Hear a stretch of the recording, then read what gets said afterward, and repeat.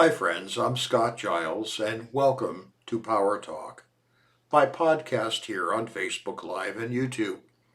I cover topics related to spirituality, hypnocoaching, and the hypnotic arts and sciences in general. If you'd like to know more about my professional work or sign up for my free e-newsletter, Power Lines, check out my website, which I'll tag at the end of this video. Now, there is a wonderful poem by Stephen Crane, a poet who lived through the Civil War in the United States. It is titled, "A Man Said to the Universe." It goes, "A man said to the universe, 'Sir, I exist.' 'However,' replied the universe, 'the fact has not created in me a sense of obligation.'" Now, I love that poem because it points to something I think is utterly true. Life doesn't always go the way we want it to. Stuff happens. We could think we've got it made, that everything is on track, the future looks bright.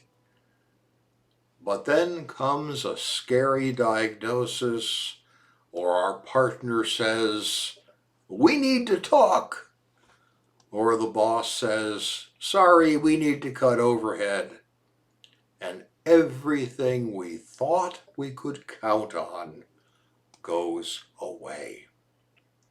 And that is never good, but it's happened to us all.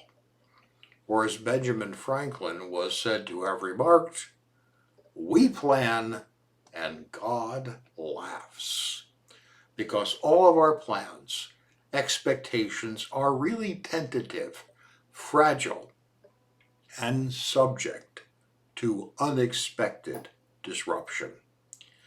And it's wise to remember that.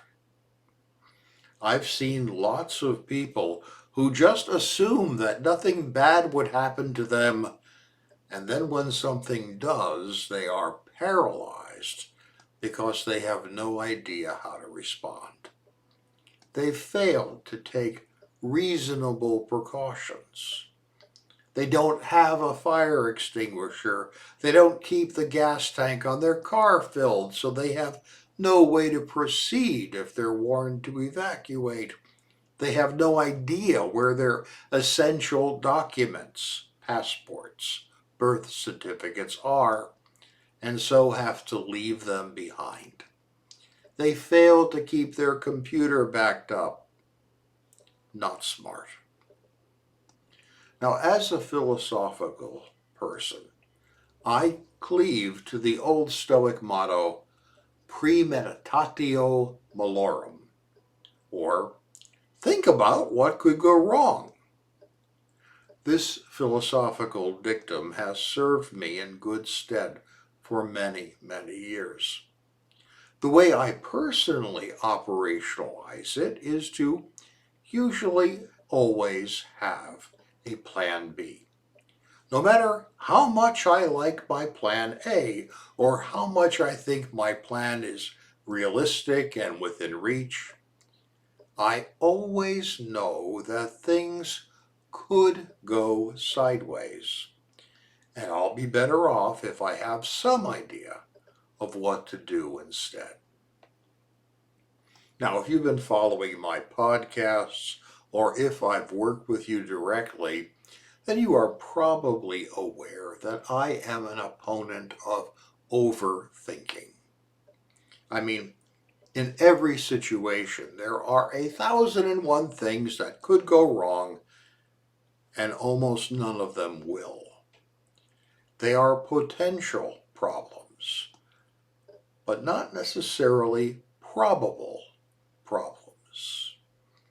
So knowing that stuff happens, that means I need to give some thought to covering downside risk. And so I'll typically formulate at least a tentative secondary plan for important things in my life, a plan B. but I also have a cognitive budget of the amount of time and energy I'm willing to give to those Plan B items. Now, if things change and it becomes more likely that I may need to implement something that I've considered only in a preliminary way, well, then I will adjust my cognitive energy budget and give my alternative plans more attention. I'll always have them, but I don't over focus on them. I'll only give them more attention if reason and logic tells me that that might be wise. You do not want to paralyze yourself, worried about alternatives that are probably not going to happen. But you do want to have some sense of what to do if things do go that way. So I have a sense of what I would do if the tornado sirens go off.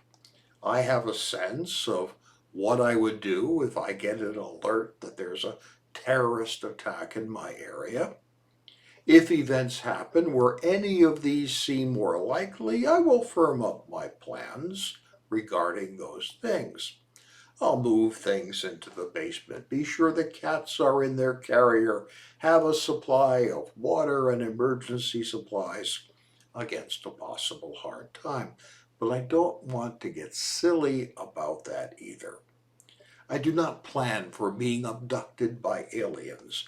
I do not plan for being hit by an asteroid or anything improbable like that.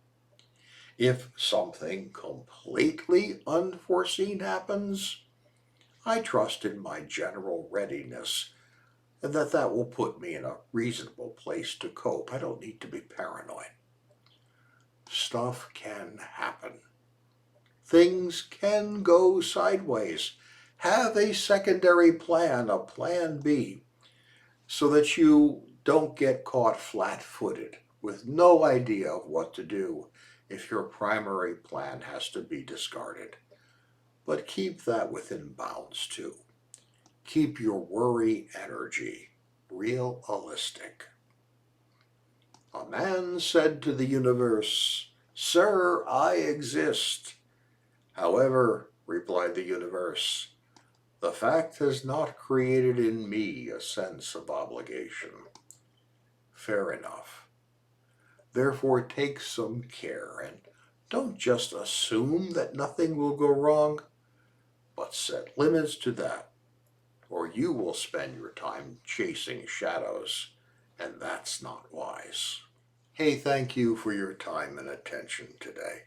I'm actually going to skip next week, so I won't be back for 2 weeks, but I will be back then with another talk on a different topic, and you are invited.